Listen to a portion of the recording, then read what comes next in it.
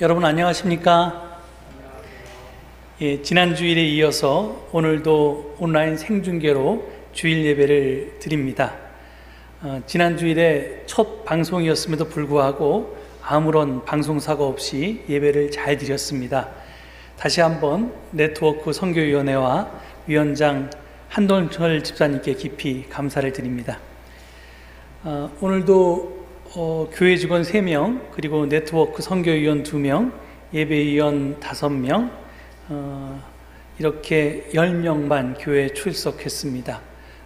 그래서 나머지 분들은 여러분 가정에서 지금 접속하셨을 줄로 믿습니다. 아마 예배 앞서 그 안내 화면이 나간 것으로 알고 있는데요.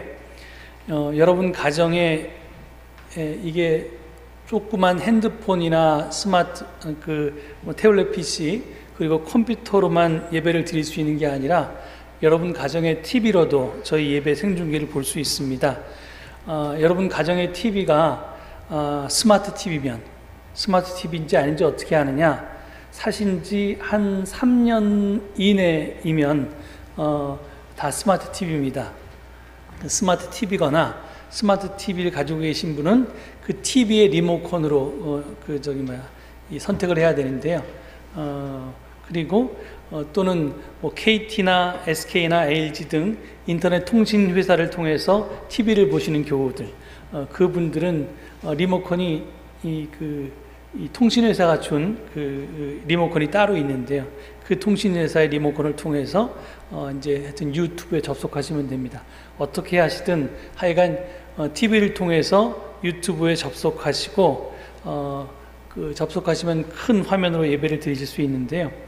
유튜브에서 이 예배를 어떻게 찾냐면 구독 신청을 하신 분들은 자동으로 찾아지는데 지금 구독 신청을 하시더라도 유튜브 TV로 지금 이제 이 회원, 그러니까 접속을 안 하신 분들은 지금 하기가 너무 시간이 짧으니까 검색 화면에서 교회 서울제일 이걸 치시면 됩니다. 교회 서울제일 이것을 조금 이 리모컨으로 치기가 좀 불편하더라도 그걸 치시면요. 그러면 이제 여러분 아마 검색이 되실 거고요. 그렇게 검색이 되면 이 서울제일교회 주일 예배 스트리밍이라고 이렇게 나와 있는 것을 클릭하시면 화면으로 보실 수 있습니다. 제가 좀 여러분 서두르실까봐 길게 설명을 드렸는데 나중에 오늘 못하시더라도 나중에라도 한번 TV로 접속해 보시면 됩니다. 녹화 중계도 볼 수 있거든요. 물론 컴퓨터나 스마트폰이나 태블릿 PC는 여러분들에게 지금 간 문자를 클릭해서 따라 들어가시면 지금 생중계 예배와 접속되셨을 줄 믿습니다. 오늘도 만약에 예배 중에 화면이 끊기거나 아니면 소리가 잘 들리지 않으면 한동철 집사나 신현식 목사에게 문자를 하시기 바랍니다. 그럼 해결해 드리겠습니다. 오늘은 교회력으로 성령 강림 후 13번째 주일입니다. 이 성령 강림 절기는 8월인 오늘로 끝이 나고요. 다음 주일서부터는 창조절이 시작됩니다. 오늘 본문은 지난주에 이어서 계속해서 로마서입니다. 여러분 지난 주일에 집에서 예배를 드리실 때 1시간 내내 앉아서 예배를 드리시는 것이 너무 허리가 아프고 힘들었다 하시는 분들이 계십니다. 집에서도 여러분들 순서에 따라서 일어나셨다 앉았다 하셔도 됩니다. 물론 안 하셔도 되고요. 근데 여러분들의 건강 상태에 따라서 편하게 하시기 바랍니다. 한 가지 안타까운 소식을 좀 전해드립니다. 자매교회인 일본 니시가타마치 교회의 요시오카 하루에 상이 돌아가셨습니다. 우리 서울제일교회와 처음으로 교류한 때 큰 힘이 되어주셨던 어른이신데요. 연세가 많으신데 돌아가셨다고 합니다. 그래서 오늘 그 주일 예배 후에 니시가타마치 교회에서 장례식이 진행될 예정이라고 하니까요. 여러분 예배를 드리는 동안 우리 요시오카 하루의 상을 기억하시면서 추모해 주시면 감사하겠습니다. 이제 징이 울리면 마음을 모아서 묵상 기도를 드림으로써 신령과 진정으로 우리의 예배를 하나님께 올려드리도록 하겠습니다.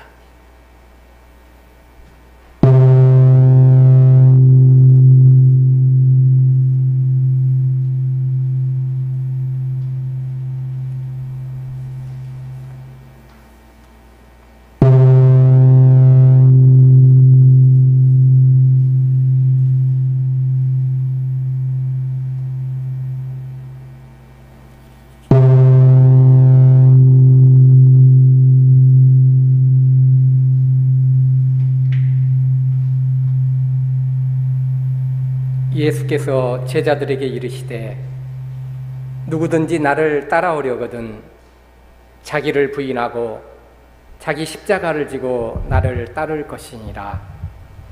아멘. 다 함께 마음을 모아 신령과 진정으로 하나님께 예배 드리십시다. 다 함께 자리에서 일어나서 모임 찬송 36장을 드리도록 하시겠습니다.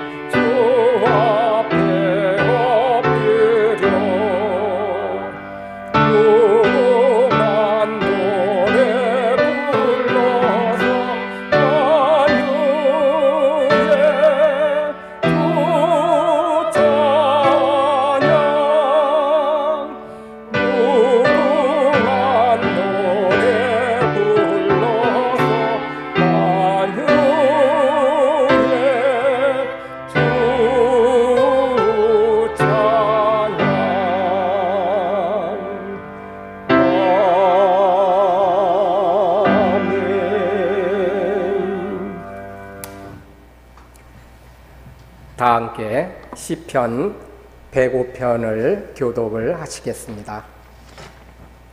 주께 감사하고 그의 이름을 불러 아뢰며 그가 하는 일을 만민 중에 알게 할지어다.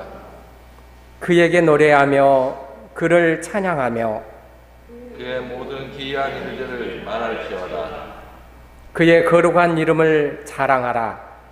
주를 구하는 자들은 마음이 즐거울지로다. 주와 그의 능력을 구할지어다. 그의 얼굴을 항상 구할지어다. 너희는 그가 행하신 기적과 그의 이적과 그의 입을 듣는 자를 기억할지어다. 아멘.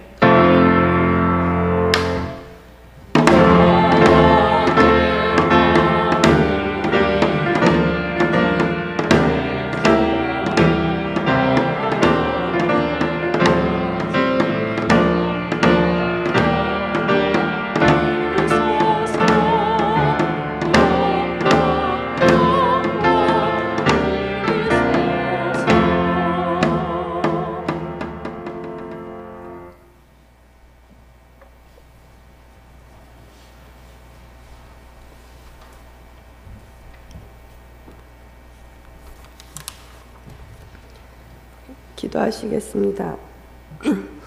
모든 성령의 주인 되시는 하느님, 오늘은 성령 강림 후 13번째 주일입니다. 분주했던 세상에서 잠시 빠져나와 주님 앞에 섭니다. 세상의 소리에 귀 막고 하늘의 음성에 귀 기울입니다. 이 거룩한 예배를 통해 우리에게 주님의 영광을 보이시고 주님의 나라를 경험하게 하시며 주님의 말씀을 듣게 하옵소서. 물질만을 느끼던 촉각을 잠시 잊고 주님의 손길을 기다립니다. 주님의 임재에 활짝 깨어나 혼탁한 정신과 마음을 성찰하는 귀한 시간 되게 하옵소서. 이 예배를 통해 주님 영광 받으시고 주의 영으로 저희를 덮어 주옵소서.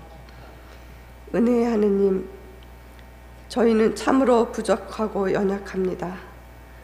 세상에서 이리저리 부딪히며 살다 보니 추하고 더러운 티끌들 가득 묻히고 이 자리에 왔습니다. 절박한 형제 자매들의 처지를 보면서도 나 자신의 안전만을 도모했고 이웃들과 화해하지 못하고 남은 앙금 털어내지 못한 채 여기에 섰습니다.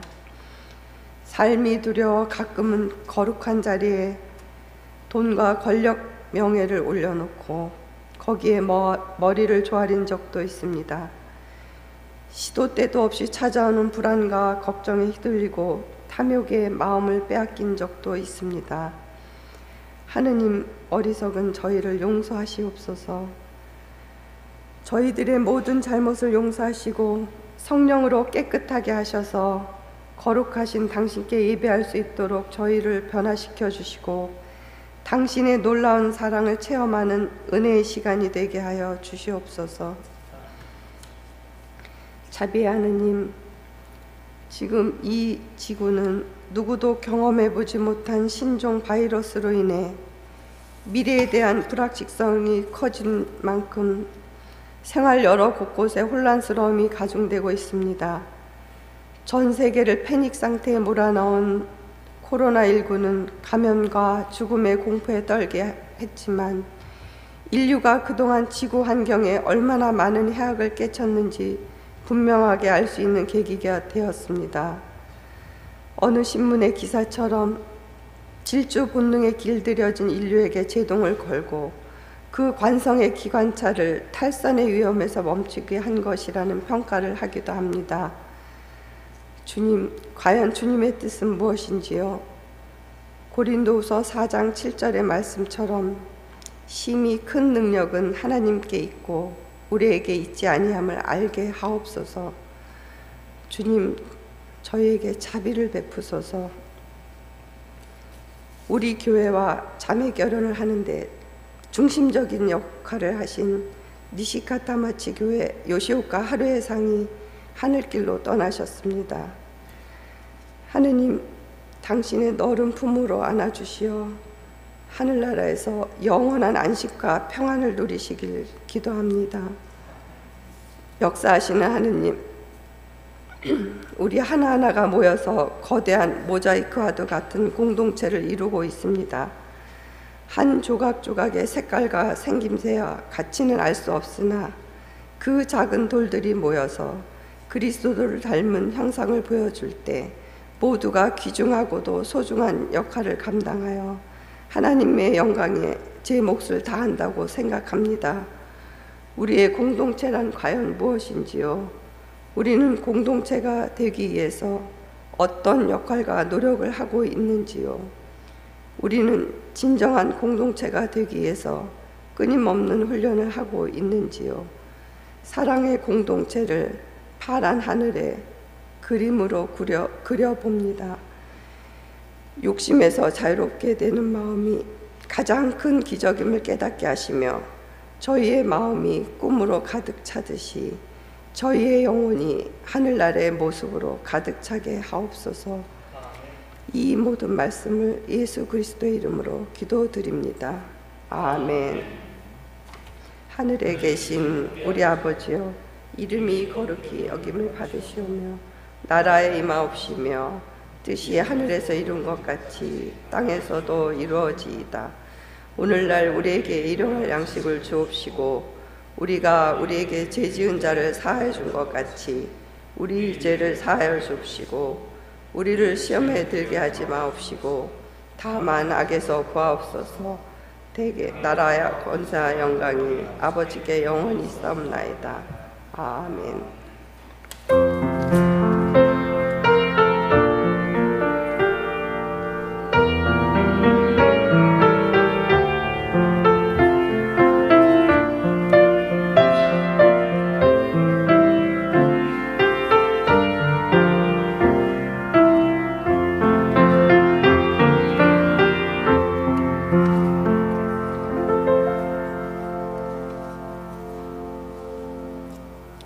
오늘 우리에게 주신 하나님의 말씀은 로마서 12장 9절에서 21절의 말씀입니다. 주보에 있는 말씀을 한 목소리로 봉독하시겠습니다. 사랑에는 거짓이 없어야 합니다. 악한 것을 미워하고 선한 것을 굳게 잡으십시오. 형제의 사랑으로 서로 다정하게 대하며 존경하기를 서로 먼저 하십시오. 열심을 내어서 부지런히 일하며 성령으로 뜨거워진 마음을 가지고 주님을 섬기십시오. 소망을 품고 즐거워하며 환난을 당할 때 참으며 기도를 꾸준히 하십시오. 성도들이 쓸 것을 공급하고 손님 대접하기를 힘쓰십시오. 여러분을 박해하는 사람들을 축복하십시오. 축복하고 저주하지 마십시오. 기뻐하는 사람들과 함께 기뻐하고 우는 사람들과 함께 우십시오. 서로 한마음이 되고 교만한 마음을 품지 말고 비천한 사람들과 함께 사귀고 스스로 죄가 있는 채 하지 마십시오. 아무에게도 악을 악으로 갚지 말고 모든 사람이 선하다고 생각하는 일을 하려고 애쓰십시오. 여러분 쪽에서 할 수 있는 대로 모든 사람과 더불어 화평하게 지내십시오. 사랑하는 여러분, 여러분은 스스로 원수를 갚지 말고 그 일은 하나님의 진노하심에 맡기십시오. 성경에도 기록하기를 원수 갚는 것은 내가 할 일이니 내가 갚겠다고 주님께서 말씀하신다 하였습니다. 내 원수가 줄이거든 먹을 것을 주고 그가 목말라 하거든 마실 것을 주어라. 그렇게 하는 것은 내가 그의 머리 위에다가 숯불을 쌓는 셈이 될 것이다 하였습니다. 악에게 지지 말고 선으로 악을 이기십시오. 아멘. 나가오 육기 목사님의 찬양이 있으시겠습니다.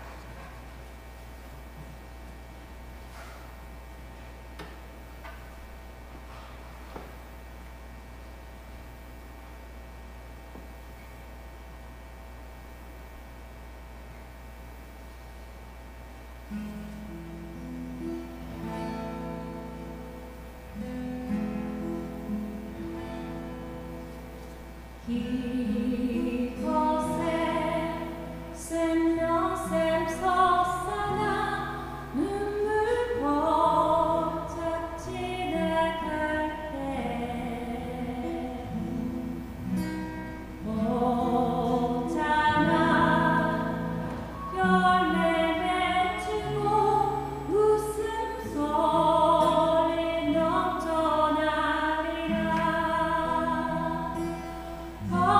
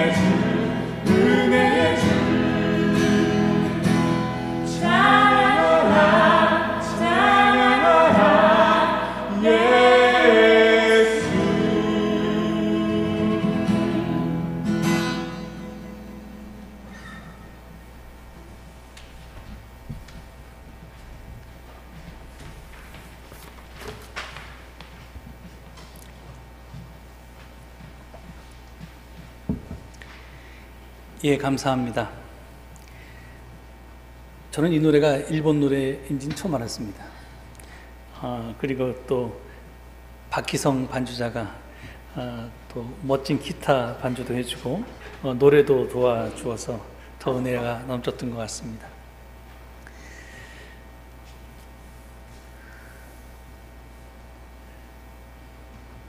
교회 여러분들 지난 한 주간 동안 어떻게 지내셨습니까?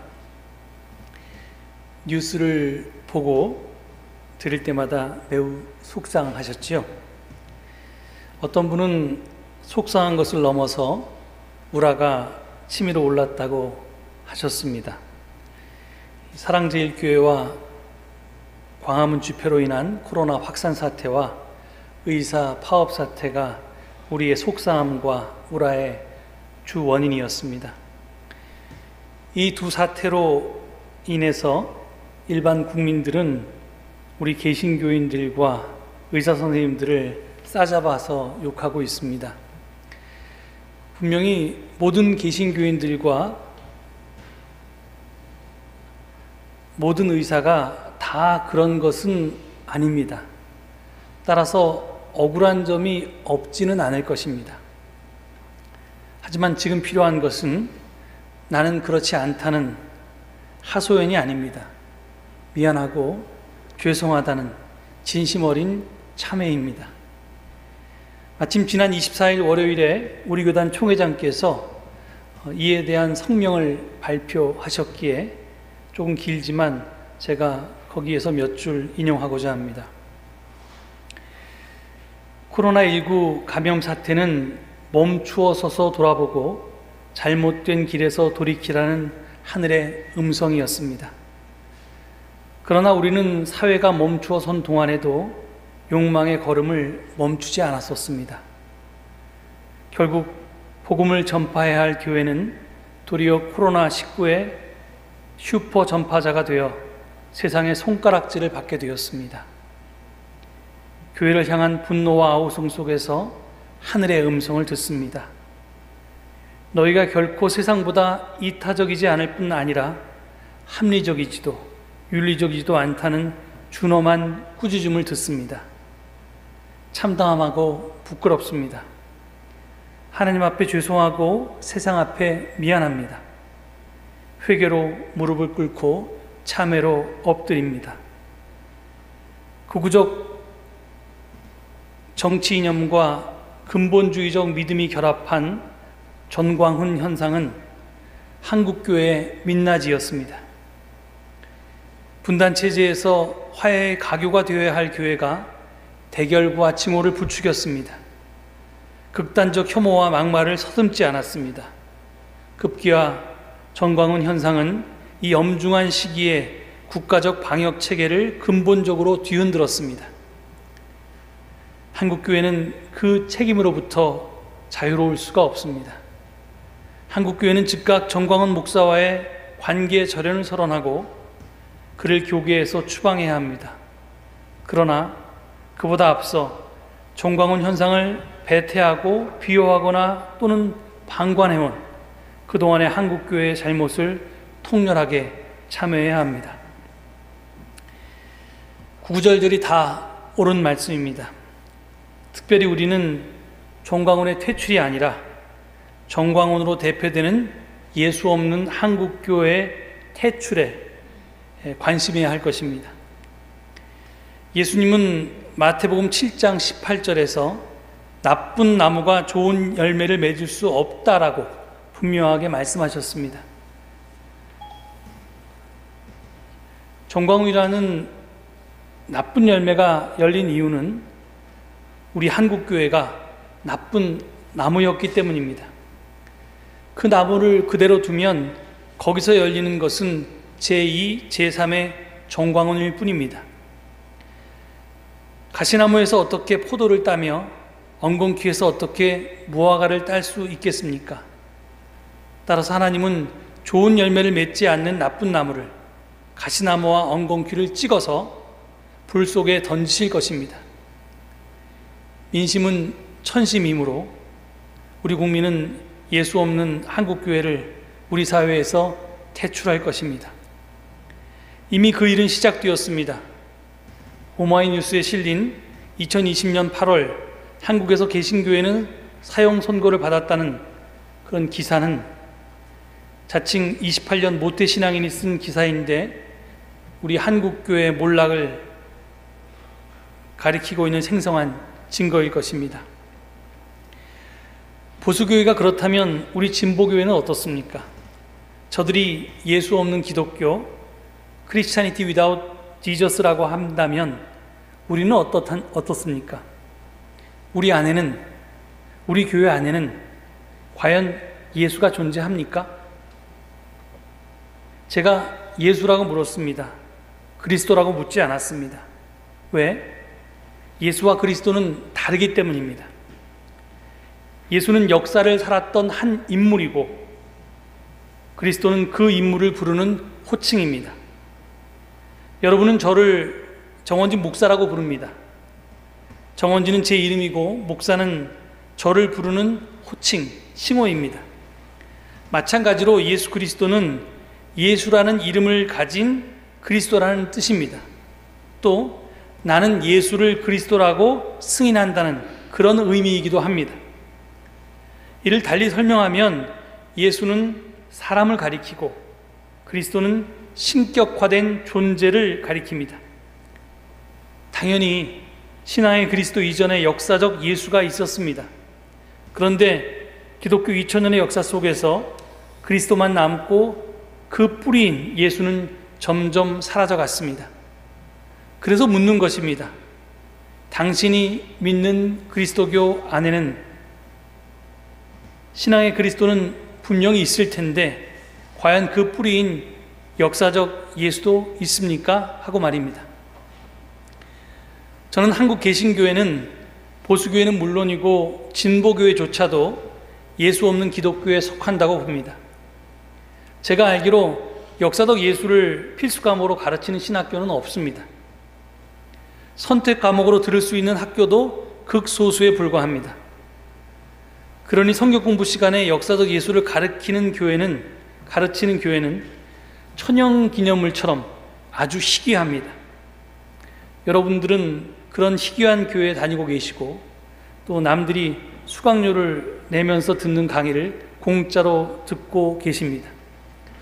그것도 자칭이지만 이 대한민국에서 역사적 예수 분야의 강의를 그래도 할 수 있는 사람 손가락에 꼽으라면 뭐 여러 명이 있겠지만 그래도 그 10손가락 안에는 제가 든다고 생각하는데 그런 최고의 강사에게 지금 여러분들은 강의를 듣고 있습니다. 그러니까 여러분들은 좀 복받은 줄 아셔야 됩니다. 웃으라고 드린 말씀이고요.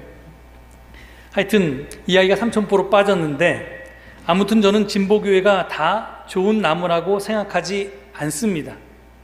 좋은 나무기는 한데 잎은 무성한데 열매가 없는 나무와 같다고 봅니다.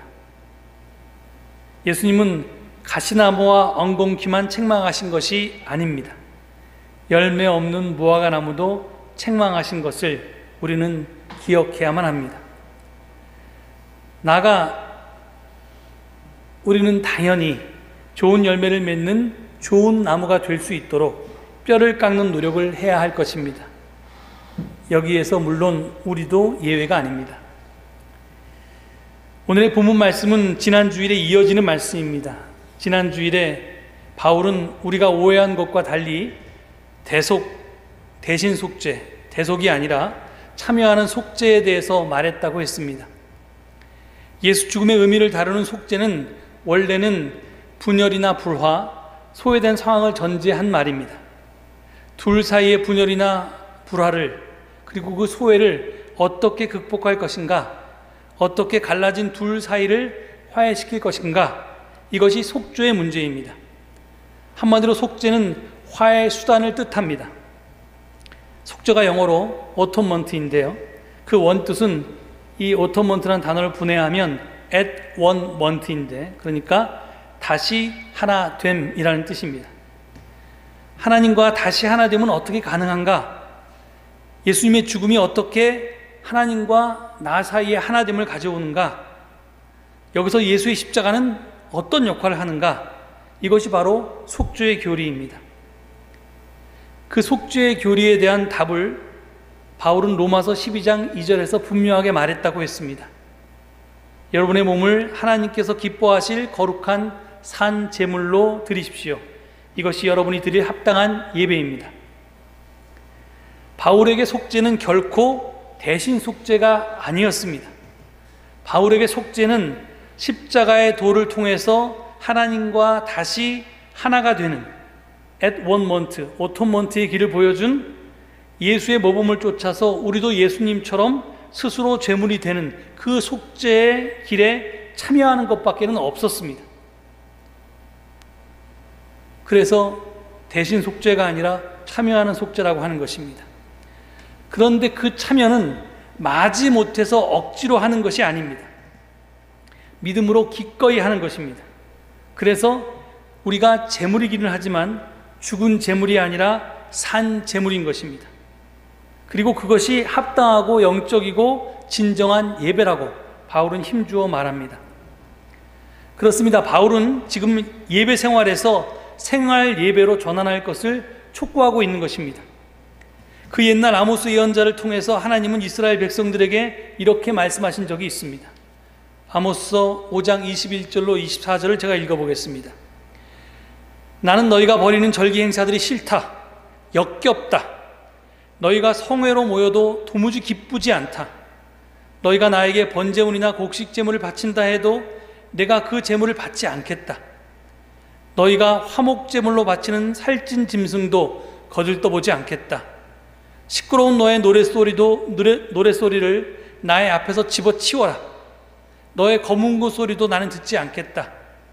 너희는 다만 공의가 물처럼 흐르게 하고 정의가 마르지 않는 강처럼 흐르게 하여라.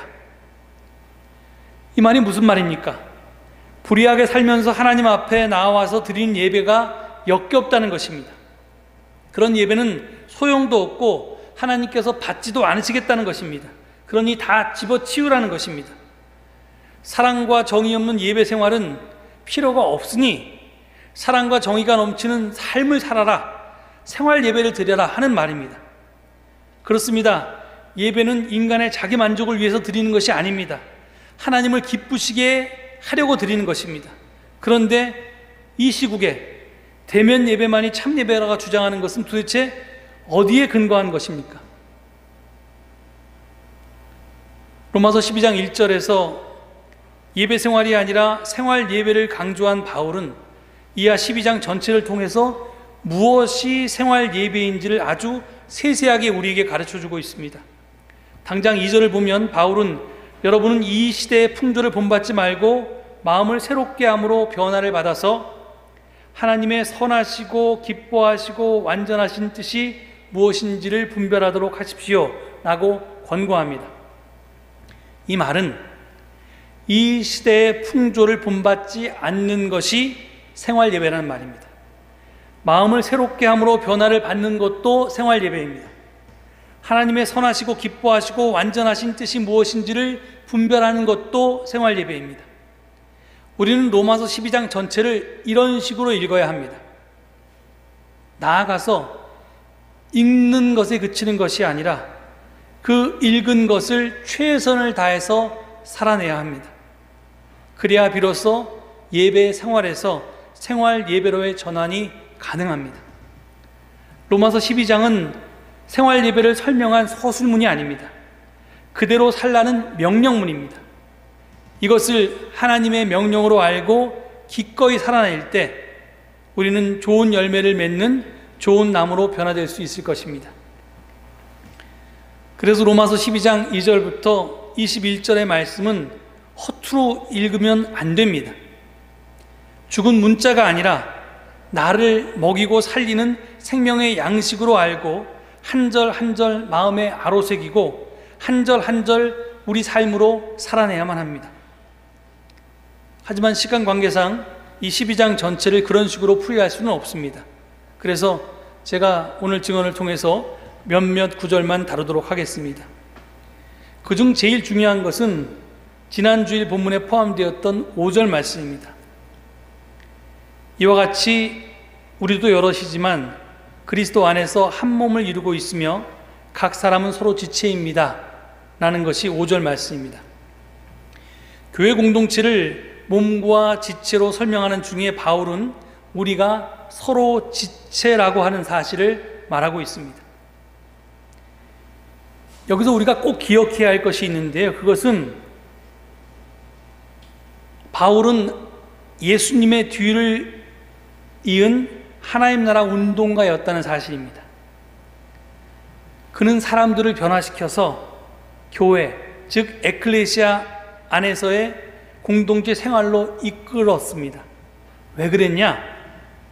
세상 전체를 당장 하나님 나라로 변화시키기에 앞서서 교회 공동체를 먼저 하나님 나라 되게 하고 그것을 세상 속에서 점점 분점들을 개점하고 그리고 그것의 규모를 점점 키워서 숫자도 늘리고 그 늘어난 숫자들의 규모도 키워서 그렇게 해서 분산하고 확장해서 하나님 나라를 이 세상에 누룩처럼 번지게 하는 것이 그의 선교 전략이었기 때문에 그렇습니다.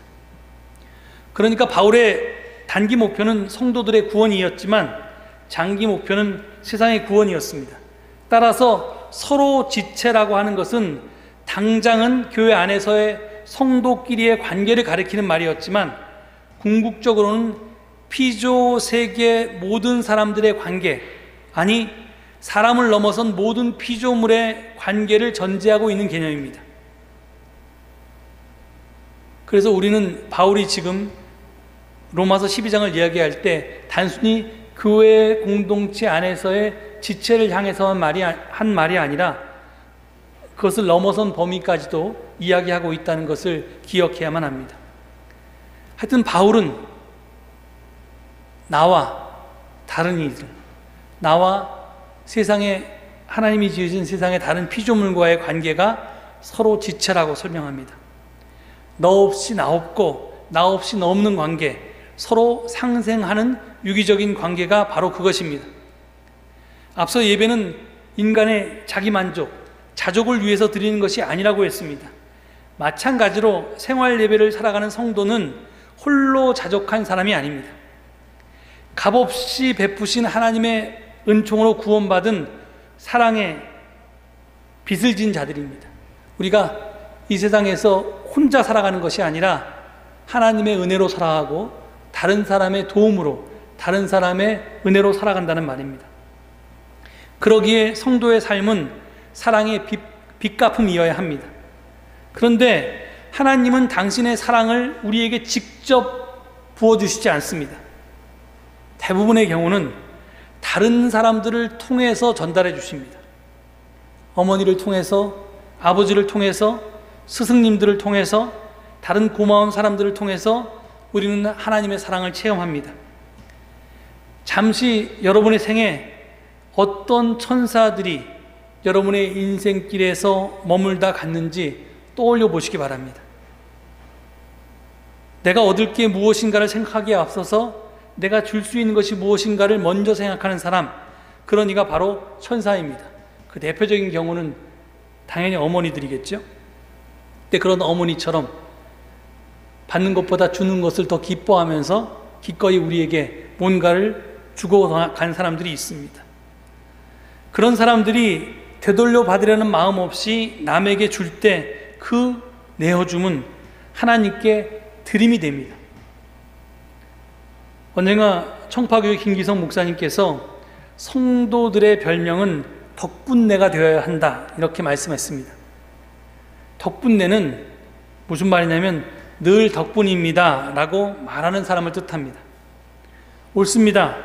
지금까지 우리는 덕분에 살아왔습니다. 하나님의 사랑 덕분에 살았고 우리 인생에 동행한 여러 천사들 덕분에 살았습니다. 비틀거릴 때마다 다가와서 손을 내밀어 주고 외롭고 슬플 때 곁에 머물러 준 사람들이 있었습니다. 그런데 우리는 그들을 기억하면서 덕분입니다 라고 감사하며 살아갑니까? 우리가 진정 덕분내가 되어서 인생이 고마움임을 아는 사람이 되면 우리는 이제 누군가의 천사가 되기를 소망하게 됩니다. 나는 의식하지 못해도 하나님이 나를 통해서 누군가에게 생기를 불어넣어주고 살맛을 불어넣기를 내가 기원하게 됩니다. 왜 그러냐? 남들 덕분에 이제까지 내가 살아왔으니 받은 만큼은 못해도, 그것만큼은 아니어도 이제 조금이라도 남에게 덕을 끼치며 살고 싶기 때문입니다. 염치가 없어서. 덕분에 살고 덕을 끼치며 사는 것, 이렇게 서로가 서로에게 지체가 되는 삶이 바로 성도의 삶입니다. 그리고 이것이 교회 안에서 당연히 이루어져야 되고요. 그리고 교회 밖에까지, 우리 사회까지 퍼져나가는 것이 하나님 나라를 확장하는 것입니다. 이렇듯 믿음을 통해서 은혜로 구원을 얻은 이들은 다른 사람들의 필요에 응답하는 사람이 되라는 요청 앞에 서게 됩니다. 필요에 응답한다는 것, 누군가의 지체가 된다는 것, 바로 그것이 사랑입니다. 그래서 오늘 본문 9절에서 바울은 사랑에는 거짓이 없어야 합니다. 악한 것을 미워하고 선한 것을 굳게 잡으십시오 라고 권고하는 것입니다. 그러니까 거짓 사랑 말고 진짜 사랑을 하라는 겁니다. 입으로만 사랑하지 말고 몸으로, 삶으로 사랑하라는 겁니다. 그러려면 악을 미워하고 선을 굳게 잡아야 한다는 겁니다. 여러분들이 예배 후에 시간을 내서 로마서 12장의 말씀을 전부 읽어볼 것을 권하는데요. 나머지 모든 권고는 덕분내로서 누군가에게 서로 지체가 되어서 사랑의 빚을 갚으며 살라는 그런 말들의 다른 표현들입니다. 그런데 바울은 본문 14절에서 우리가 사랑의 빚을 갚으며 살 범위를 나에게 덕을 끼친 사람만이 아니라 악을 끼친 사람에게까지도, 악한 사람에게까지도 확장하라고 그렇게 말하고 있습니다. 여러분을 박해하는 사람들을 축복하십시오. 축복을 하고 저주하지 마십시오. 물론 이 말은 마태복음 5장 44절에 있는 너희는 원수를 사랑하고 너희를 박해하는 사람을 위하여 기도하라는 예수님의 말씀을 약간 변형한 것입니다. 그런데 나와 내 가족에게 해를 끼친 사람, 그런 사람에게 안갚음하고 싶은, 원수 갚고 싶은 마음을 거두는 것만도 쉬운 일이 아닌데, 나아가서 그를 축복한다고 하는 것은 감정적으로도 그렇고 실행하기도 그렇고 굉장히 받아들이기 어려운 일입니다. 그런데 왜 사도 바울은 이 어려운 일을 하라고 하는 것일까요? 그것은 그렇게 하는 것이 결국은 나 자신을 위하는 일이기 때문에 그렇습니다. 역사를 보면요, 박해를 받지 않고서 성숙하고 성장한 종교는 아무것도 없습니다. 박해는 물론 괴롭고 아픈 것이지만 인격의 성숙을 위해서 없어서는 안 되는 입에 쓴 약입니다. 그러고 보면 나에게 지금 고통을 주고 있는 저 박해자들은 내 인격과 내 신앙의 성숙을 돕고 있는 것이 됩니다. 이 진실을 깨달으면 박해자를 저주할 수 없습니다. 물론 그를 위해 복을 빌고, 오히려 그를 위해서 복을 빌고 기도할 따름입니다. 물론 그렇다고 해서 지금 나를 박해하고 있는 자들의 생각과 행위가 정당하다는 것은 아닙니다. 그리고 그들의 행위를 정당하게 여기라는 것도 아닙니다. 저들은 분명히 잘못을 저지르고 있습니다. 해서는 안 되는 일을 하고 있습니다. 하지만 자기가 지금 무슨 짓을 하고 있는 건지 몰라서 정말 무지해서 그런 일을 할지라도 그것은 죄악입니다. 그런데 진리라고 하는 것은 참으로 역설적입니다. 박해자는 지금 자신의 무지와 범죄를 통해서 나의 성숙을 돕고 있는 것입니다. 거듭 말하거니와 저들의 공을 인정하자는 것이 아닙니다. 다만 저들의 과가 우리의 성장과 성숙에 도움이 되었고 또 되고 있다는 역설을 깨달아서 저들을 위해서 복을 빌어주자는 이야기입니다. 결국 박해자는 자신의 무지함으로 나의 성숙을 돕는 사람이기 때문에 그렇습니다. 그러니 그를 위해서 복을 빌어줄 수도 있다는 겁니다. 그렇게 해서 바울은 마지막 21절에 악에게 지지 말고 선으로 악을 이기라고 권고하기까지 이르게 됩니다. 이 증언을 준비하면서 찬송가 510장이 떠올랐습니다. 그래서 원래 정했던 찬송을 갑자기 오늘 아침에 510장으로 바꿨는데요. 온라인 예배를 드리니까 주보를 미리 인수해서 나눠드리는 게 아니기 때문에 그게 참 좋습니다. 거기 보면 이런 가사가 있습니다. 죄의 밤은 깊어가고 성난 물결 설렌다. 어디 불빛 없는가고 찾는 물이 많구나. 우리 작은 불을 켜서 험한 바다 비추세. 물에 빠져 헤매느니 건져내어 살리세. 우리 그리스도인들은 바로 이 소명 앞에 서 있습니다. 죄의 밤은 깊어가고 성난 물결이 일렁이는 세상에서 길을 잃은 이들이 많습니다. 아니, 우리 개신교회도, 우리 그리스도인들도 길을 잃어버렸습니다. 그러니 누구라도 작은 불이나마라도 밝혀야겠습니다. 그게 무슨 소용이냐라고 말하는 이도 있을 것입니다. 하지만 그것이 소용이 있든 없든 꼭 소용이 있어서가 아니라 그것이 우리가 당연히 해야 할 일이기 때문에 그렇게 하는 것입니다. 죄의 밤이 깊어갈수록 악이 기승을 부릴수록 예수 없는 기독교 속에서 뿌리 예수를 찾아내서 굳건히 우리는 그 예수를 붙들어야 합니다. 덕분입니다 라고 진심으로 감사하고 받은 덕을 나누며 살아야 할 것입니다. 박해자도 행악자도 축복하면서 악을 악으로 갚지 않고 선으로 악을 이겨낼 수 있어야 합니다. 이것이 하나님이 기뻐하시는 산 제사요 생활 예배입니다. 우리 모두가 이런 생활 예배인이 될 수 있기를 간절히 축원합니다. 이 말씀을 묵상하시면서 잠시 침묵 가운데 기도하시겠습니다.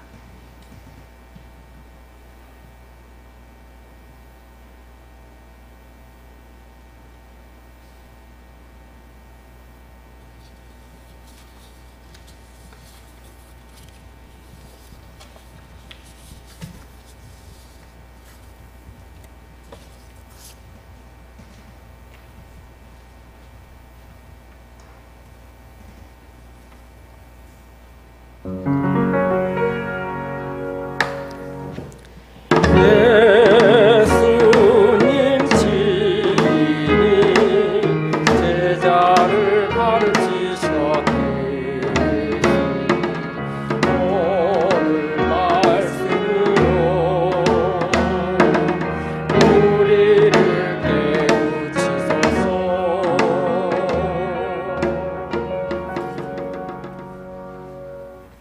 감사 찬송으로 찬송가 510장을 함께 부르시겠습니다.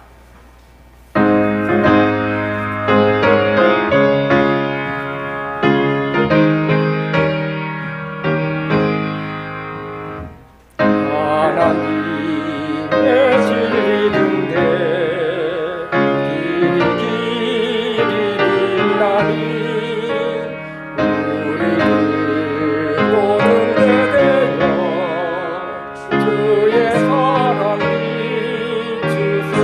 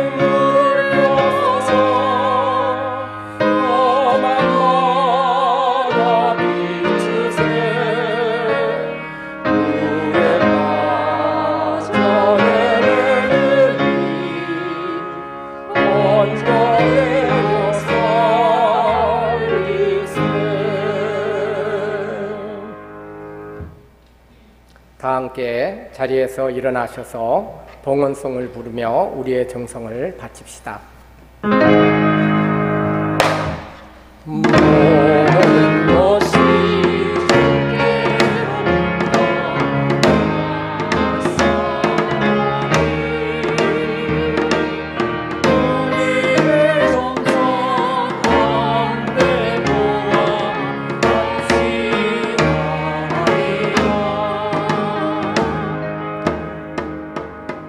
기도하시겠습니다. 하나님, 한국 교회가 무너져가고 있는 이때 우리로 하여금 감히 등불이 될 수 있는 희망을 품게 하시니 감사합니다. 턱없이 부족한 저희들이지만 하나님께서 사명을 주셨사오니 그 사명을 감당할 힘 또한 허락하여 주시옵소서. 우리가 진정으로 우리의 지난 삶을 회개하고 자복하며 예배 생활이 아니라 생활 예배자로 전환하기를 원합니다.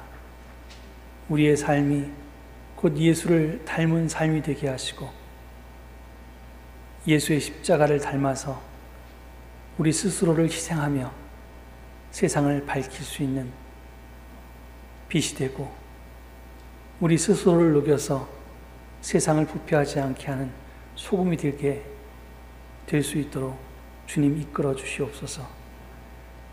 이 귀한 세명 나누어 맡은 서울제교회 일원이 되게 하심을 감사드립니다. 그 감사를 담아서 귀한 힘을 당신께 바쳤사오니 바치는 손길마다 축복하여 주시옵소서. 이런저런 제목으로 당신께 바친 이 예물을 기뻐 받아주시고 이 예물과 함께 드린 저희의 기도의 제목을 헤아려 주시어서 각 사람마다 각 가정마다 꼭 필요한 하늘의 복으로 채워 주시옵소서. 감사드리며 예수 그리스도를 받들어 기도 올립니다. 아멘.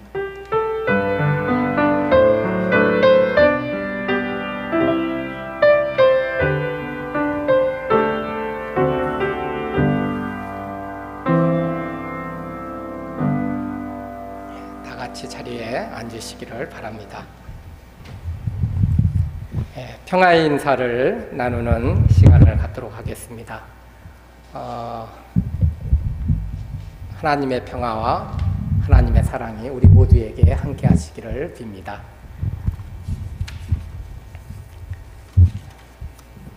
공동체 소식 나눔을 갖도록 하겠습니다. 지금 현재 우리가 생중계나 녹화중계 또는 가정예배로 주일 예배를 드리시는 분들은 사무실로 예배 인원을 알려주시기 바랍니다. 또한 아래 계좌로 헌금도 보내주시기 바랍니다. 매주 목요일까지 송금된 헌금은 직계표에 반영됩니다. 2020년도 하반기 장학생 선발 및 장학헌금을 지난주에 드렸었습니다.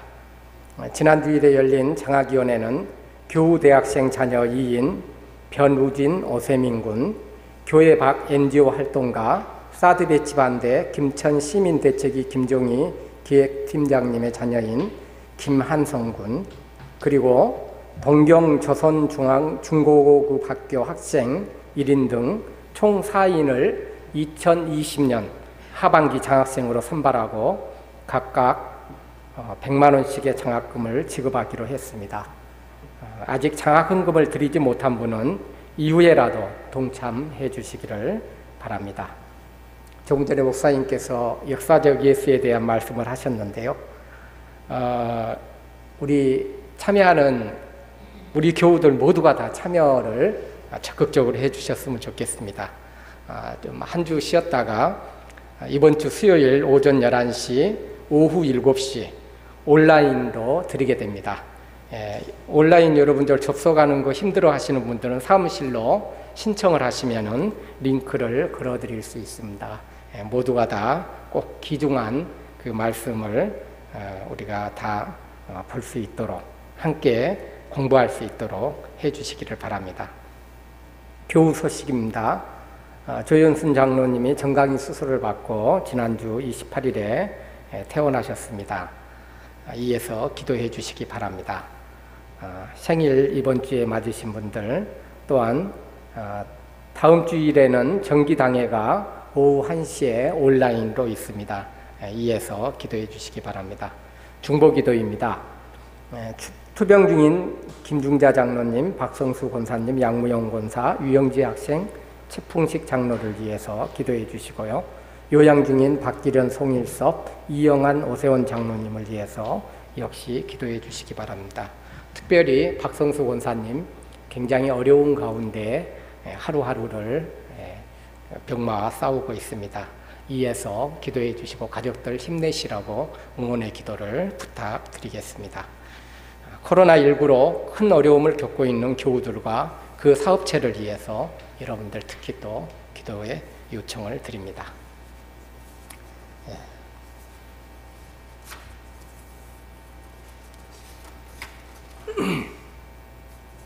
다 같이 일어나셔서 우리의 신앙 고백을 드리도록 하시겠습니다. 우리는 혼자가 아닙니다. 우리는 하나님 안에 있으며 하나님과 함께 우리와 세상을 변화시켜 나갑니다. 그 변화의 길을 우리 주 예수 그리스도께서 앞서 가셨습니다. 우리는 그 십자가 길이 정의와 평화, 생명과 사랑을 이루는 기름을 믿고 뒤따라 갑니다. 변화의 영이신 성령께서는 우리로 하여금 하나님 나라를 꿈꾸게 하시고 공동체를 이루어 그 꿈을 이루도록 힘 보태 주십니다. 우리는 교회가 하나님 나라의 씨앗임을 믿습니다. 말씀과 확인과 봉사를 통해 그 안에서 하나님 나라를 이루고 그것을 밖으로 확장시켜 나가고자 우리의 삶을 헌신합니다. 아멘. 다 같이 보냄 찬송 517장을 드리도록 하시겠습니다.